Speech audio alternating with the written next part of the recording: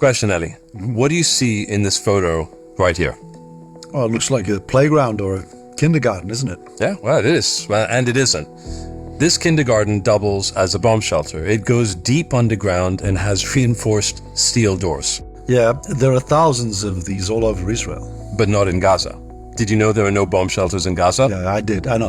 This is because of a strategy. It's called tactical civilian sacrifice. Tactical civilian sacrifice. One of the most despicable strategies ever devised in the long and tragic history of human warfare. Let's go back to the fact that there are no bomb shelters in Gaza. So how could that be? I mean, Hamas planned this war for decades. Every aspect was very carefully thought through.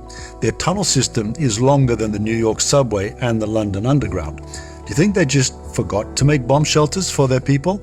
They could have opened their tunnels to them. There would have been plenty of room.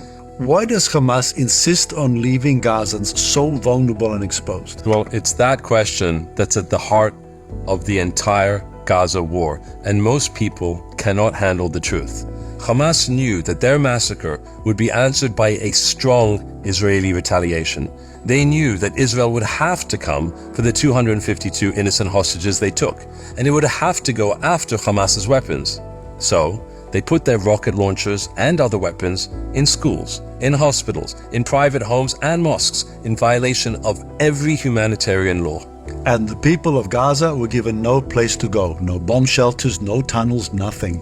Hamas made sure that when Israel responded, the Palestinians would be caught in the crossfire, and predictably, world opinion would turn against Israel. It was all intentional. This is not a strategy of human shields. This is a strategy of human sacrifice. It's disgusting, evil, and cowardly.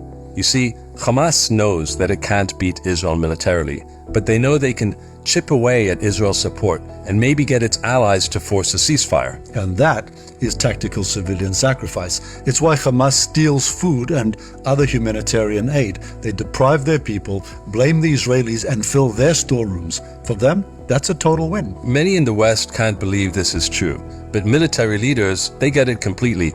They've seen it for themselves against the Taliban and ISIS.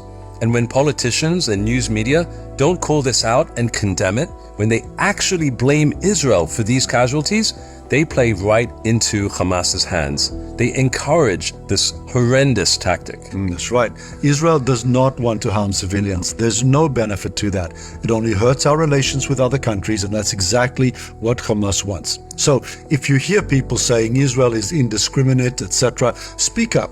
Tell them, I hear that being said, but the truth is different, and then explain the concept of tactical civilian sacrifice. It's a simple concept. Just don't be surprised if people can't get their heads around it. It may go against their most basic beliefs and values. After all, it's hard to think clearly about something so unthinkable. And that's exactly what they want. For Hamas, civilian casualties are not a tragedy, they're a strategy.